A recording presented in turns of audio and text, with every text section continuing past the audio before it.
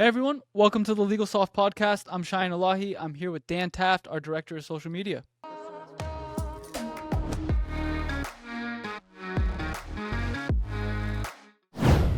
Thanks for having me today, Cheyenne. I am excited to be here. And as you said, I am the Director of Social Media Services here for clients at LegalSoft, our law firm clients.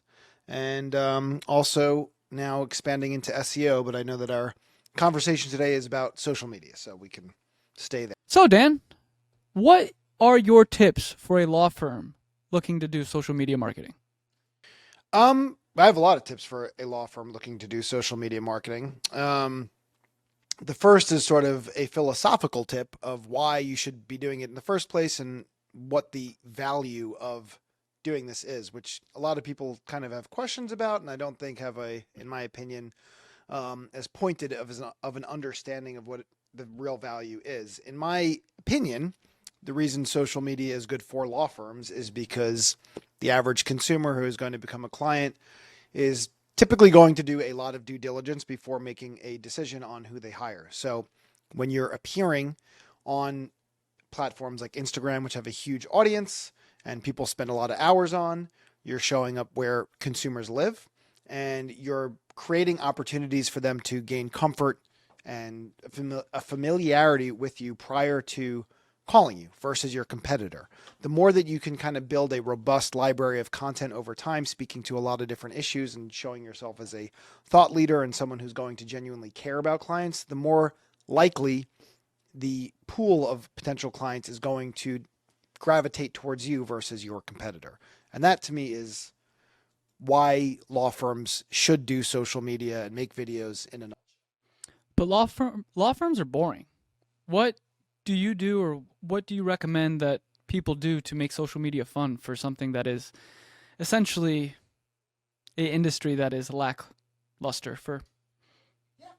Interesting point. Although I would argue that, people love lawyers. There's a lot of TV shows, very big TV hits and movie hits about lawyers. So people are interested in lawyers. It's just a matter of sort of positioning yourself, not in a hokey way, but in a genuine way that, is compelling. And obviously, a lot of law cases are compelling. So you can kind of speak to things like firm victories, or things that have an interesting narrative element to them, cases, unexpected twists, anything like that that can either tout the successes that the law firm has had, or just sort of spin an interesting narrative off of experiences you've had as a lawyer. There are other kinds of videos that I recommend clients make, like attorney reacts videos for PI lawyers. That could be them looking at 10 seconds of an accident clip on YouTube and then us cutting to them giving their opinion on what they saw, what the liability might look like. That could be an Amazon surveillance camera accident catching something. It could be a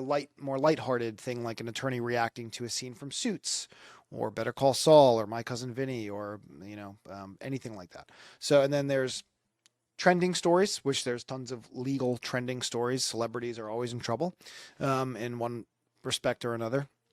And there's trending stories about law changes in states. The presidential election is coming up. There's going to be a lot of things that tie into things like immigration law and certainly criminal law that, you can take a 10-second soundbite of candidates arguing and react to that.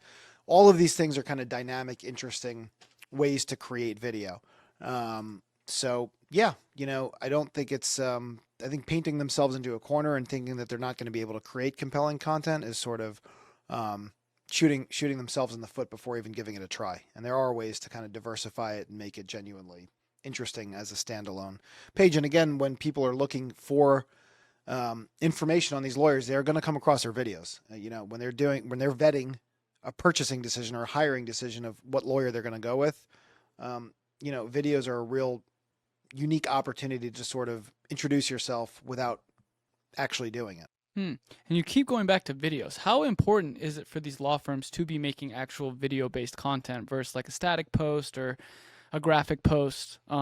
Is it significant? Does it make a difference? How important is actual video content versus non-video content? Yeah, so these are now video platforms. 15 years ago, static posts were great, but we're in 2023, almost in 2024. by the time this is out, who knows? But so the TikTok is a video platform. YouTube Shorts is a video platform. They both were created to basically compete with Reels. I mean, YouTube obviously pre-existed Instagram, but so these are video platforms at this point. I would not say that static posts are useless. They serve a purpose, certainly, especially as like supplementary content. It's difficult to make 20 or 30 videos a month. Not everyone's going to be able to do that. But, making 5, 6, 7, even 10 videos a month, and then supplementing that with every other day posts that could be static posts, but just speak to anything, is a good strategy. But yes, video certainly is a giant cornerstone to making these platforms and these campaigns successful. So as a law firm, how do I create a strategy for social media in terms of what platforms I'm posting on? Is there a blueprint? Is there a one shoe fits all? Is it kind of what you're comfortable with? How do you determine what platforms to be on as a law firm? Should I be on all platforms? Yeah, each platform has certain unique characteristics that I would say make them uniquely valuable. For example, Instagram is sort of the widest net demographic wise, consumer base wise. You're going to hit more of a middle ground of an age demo with Instagram. Obviously, this is not true across the board, but it's going to skew more into millennials, Gen X. You're going to see a heavier density of a user base in Instagram between the ages of late 20s, early 30s, up to maybe 50. Facebook skews to an older demo, late Gen X or early Gen X, whatever it is, and boomers, late 50s, 60s, early 70s. That's Facebook.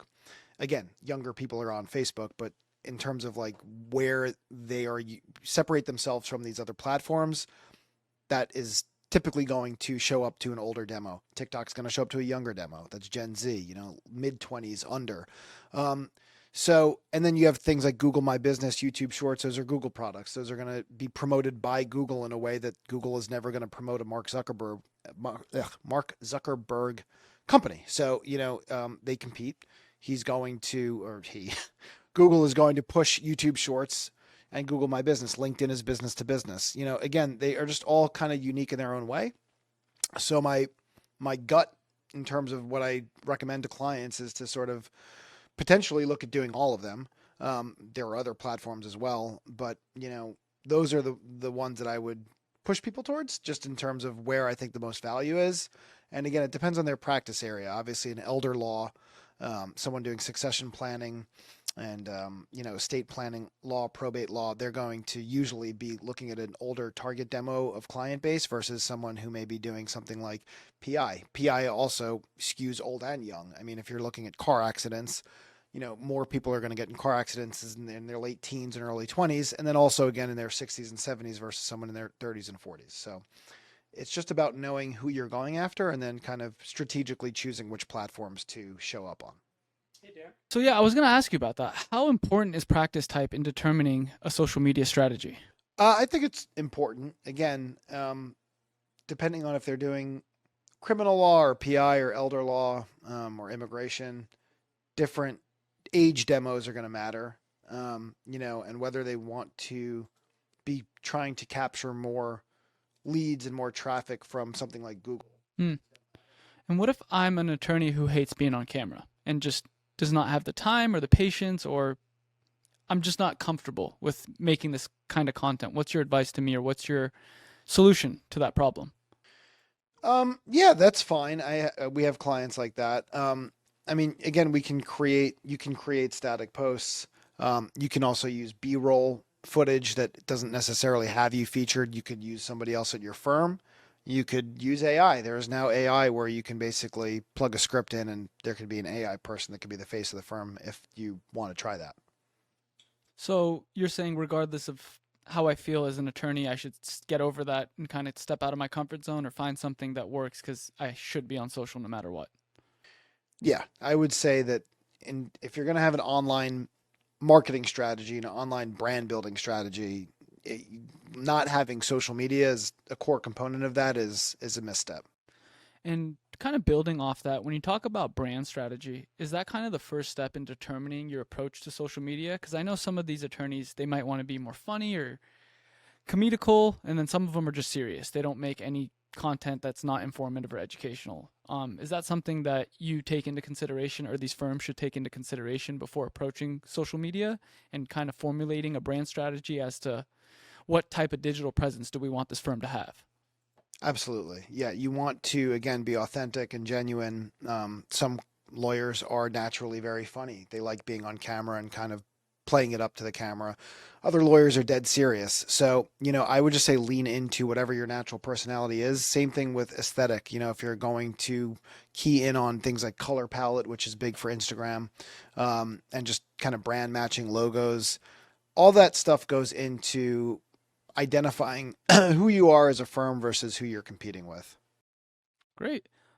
What are some examples of the greatest social media strategies or campaigns that you've seen that have had some of the most success for law firms? Well, there's a bunch. I would say in general, just really getting on a consistent schedule of posting a lot of videos. I think embracing the idea that of not letting perfect be the enemy of the good. You don't want to kind of fall into a, you know, um, analysis paralysis, as they might say, where you're just kind of, second guessing everything you're doing. Get it up, push it out there. There are, again, a lot of law firm actually platforms and Instagram platforms in particular that have tens of thousands of followers and get real genuine traction on these videos and people interacting with them and so on and so forth. So I think it's just about making it entertaining and compelling. Great. So I'm a law firm. I understand my brand strategy. I have put together a social media strategy. Now it's time for implementation. What is the frequency of these posts? Is that something that's up to the comfort of the firm and what they have the bandwidth for? Or is there a minimum requirement per platform? What's your advice with that? I would say at least once a day is a good strategy to look at in terms of posting. Across platforms, or is that specific to a platform? Across platforms, really anywhere. I mean, Google My Business, maybe a little bit less. You don't necessarily need a daily Google My Business content piece. But certainly Instagram, TikTok. Well, TikTok's video again. So, anything that's video, it's going to be a little challenging possibly to create 20 or 25 videos a month. Maybe you can do it, but it's a lot. But again, just kind of sticking to Instagram, which I think is really where you want to build out from. That, because you can do video and static, I would say once a day. You could do twice a day. You don't want to be pushing too much where you're oversaturating and kind of creating disinterest or an aversion to the content. But, a healthy balance, I think once, twice a day is fine. Interesting. Okay. And then how important is it for firms to track what they're doing on social media? Yeah, very important. All of these platforms now have very detailed analytic tracking and metrics. You can really kind of keep a close eye on how sticky your content is versus how bouncy it is, what kind of engagement you're getting. You can see what's working and what's not working. Some clients will use things like tracking numbers that are unique to a social media campaign, so they know if a call is coming in through this number, that's coming from the social media campaign. There's a lot of ways to kind of set it up so that you can kind of really gauge response and sort of how well the campaign is working. Now, all of these social media platforms have an algorithm, right? And I'm sure you've heard, playing the algorithm game.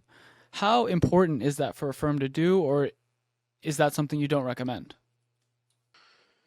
No, I mean, yeah, play the game, sure. Yeah, there's again, I think I mentioned earlier the idea of trending stories. Things have their own momentum online in terms of the online conversation. Things pop up in the zeitgeist. You can kind of leverage the snowball effect that a story might have.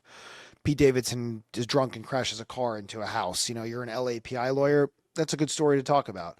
The Birmingham, Alabama dock brawl. I had a client talk about that. He was in Birmingham. He's an attorney there. So especially when things are close to home or they're a big trending news story, those are always good to talk about. You can, use hashtags and use the copy and caption to kind of make crawlable content that's going to match with a trending story.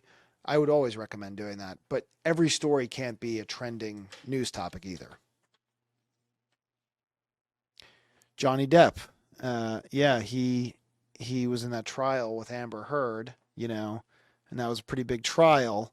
So that's another one where we had clients and we could clip pieces of that. That was televised, so we actually took some content from the actual trial itself, and then we'd cut to lawyers talking about it and just knocking it right out of the park. Homer.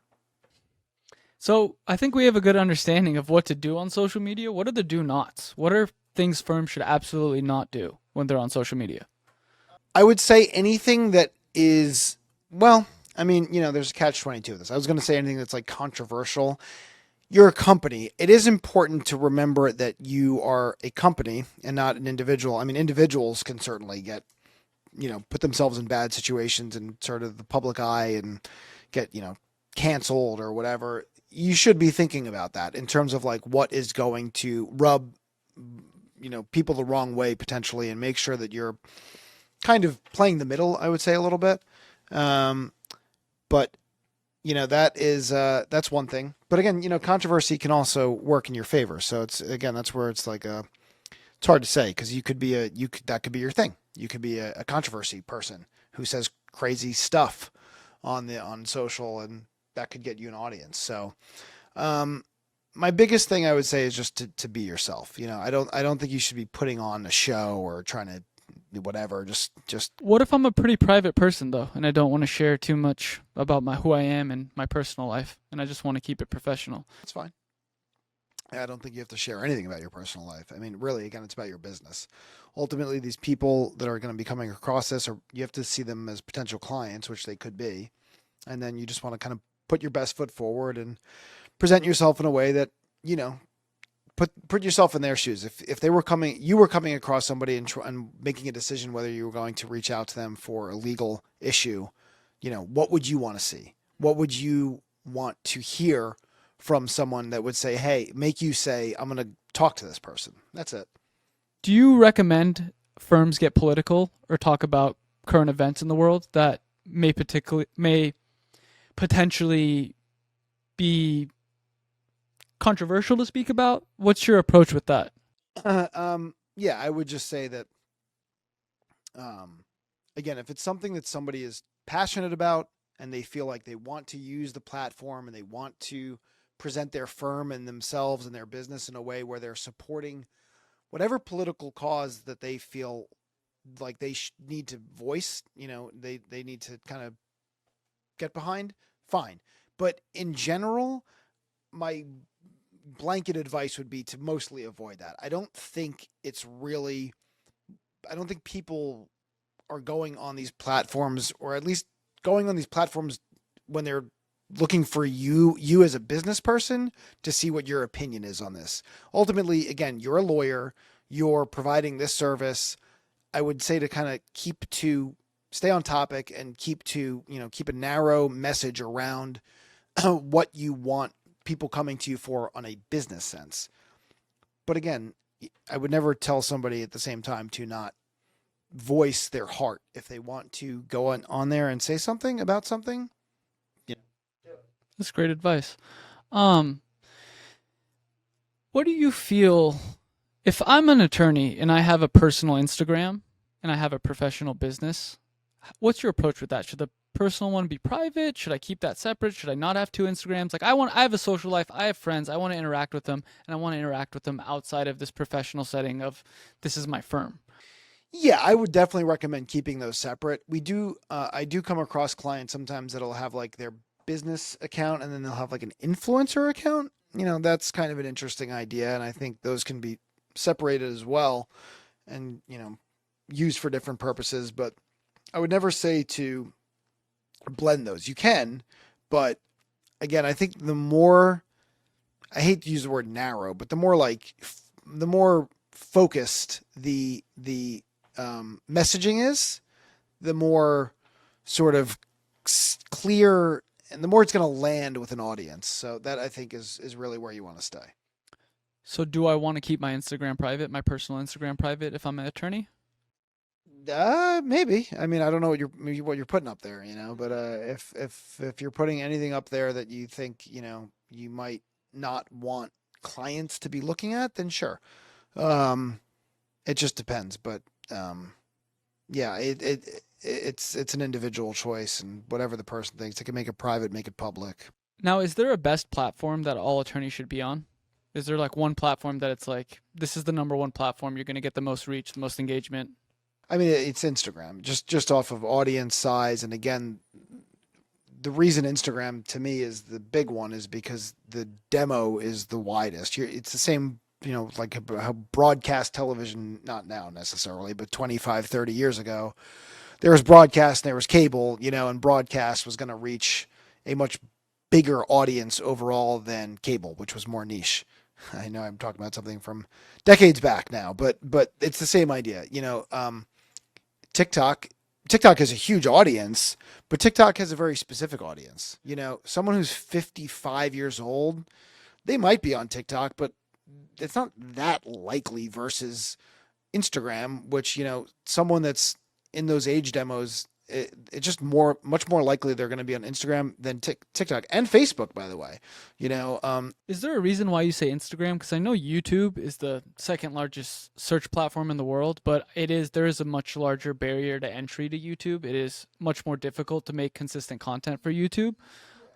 So do you think that's why Instagram? Because it's the ease of access and kind of the ability to get on that platform and get it going and actually build a following is much easier than say YouTube or I think so. And I think, again, the reality is YouTube is social media basically, but like I don't think the average person thinks of it that way, really. The way that they're thinking of Instagram as like a social media profile. They're not thinking of their YouTube account as like a social media profile necessarily.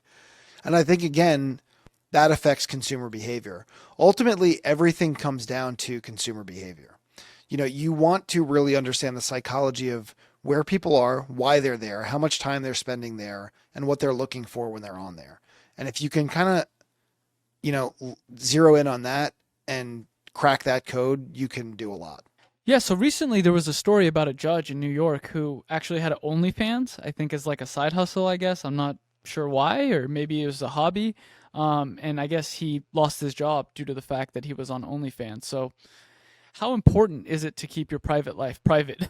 Sure. Yeah, I think I actually recently heard about this this story, and I would say you want to be careful. Again, it depends on what you're doing online. Everyone is different, but if you're doing anything that could jeopardize your business or your position or your standing in the public eye, and you are a public figure.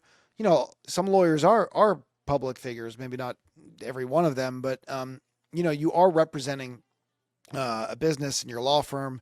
You want to be very mindful of what that means, and you want to be, err on the side of caution is kind of always what I would recommend.